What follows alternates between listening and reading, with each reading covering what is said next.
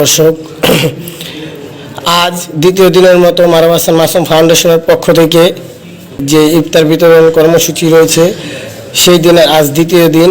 আজ আমরা নুরুল করিম মাদ্রাসায় মারুফ হাসান মাসুম ফাউন্ডেশনের পক্ষ থেকে ইফতার বিতরণ উপহার সামগ্রী নিয়ে এসেছি। তো আজ আমরা এই খাদ্য সামগ্রী এতিম বাচ্চাদের মাঝে ও মাদ্রাসার বাচ্চাদের মাঝে বিতরণ করব। প্রিন্সিপাল মাসুম বিল্লাহ তার নিজ হাতে তার মাদ্রাসার বাচ্চাদের হাতে তুলে দিবেন।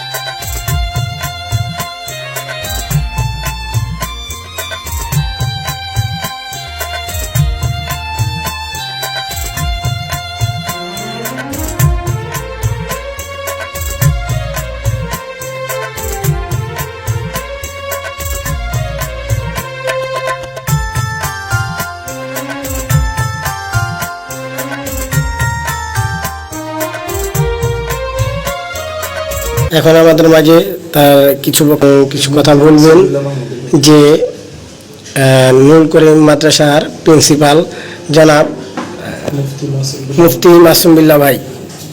আসসালামু আলাইকুম ভাই। ওয়ালাইকুম আসসালাম ওয়া রাহমাতুল্লাহি ওয়া বারাকাতুহু। ভাই, আমাদের মারুফ হাসান মাসুম ফাউন্ডেশন জানেন যে 2 দিন যাবৎ আমরা গরিব অসহায় মানুষদের মাঝে এবং রোজাদার ব্যক্তিদের মাঝে যে ইফতার বিতরণ শুরু করেছি। তো আপনাদের মাদ্রাসায় আজ প্রথম দিলাম, এর আগে আমরা রোডে ঘাটে দিছি, অসহায় মানুষদের মাঝে দিছি। অসংখ্য ধন্যবাদ জনাব মারুফ হাসান মাসুম ভাইকে। তিনি প্রতি বছর রমজান মাস আসলে এই যে মানুষের মাঝে ইফতারি সামগ্রী, ঈদের কিছু পণ্য সামগ্রী, সেমাই, চিনি, এগুলো মানুষের মাঝে বিতরণ করে থাকেন। তো এটি বিষয়টি তিনি ধন্যবাদ পাওয়ার প্রশংসার দাবিদার। তো এই জিনিসটা আমার খুবই ভালো লাগে যে মানুষের মাঝে বা মাদ্রাসার ছাত্রদের মাঝে বিগত বছরগুলোতেও তিনি মাদ্রাসায় কম্বল দিয়েছেন, তারপরে তখন ইফতার সামগ্রী বা কোনো আয়োজন করেন তিনি বিশেষ করে আমার নুরুল করিম মাদ্রাসার প্রতি খেয়াল রাখেন। তো এই বছর তিনি প্রথম এই ইফতারি সামগ্রী নুরুল করিম মাদ্রাসায় দিয়েছেন।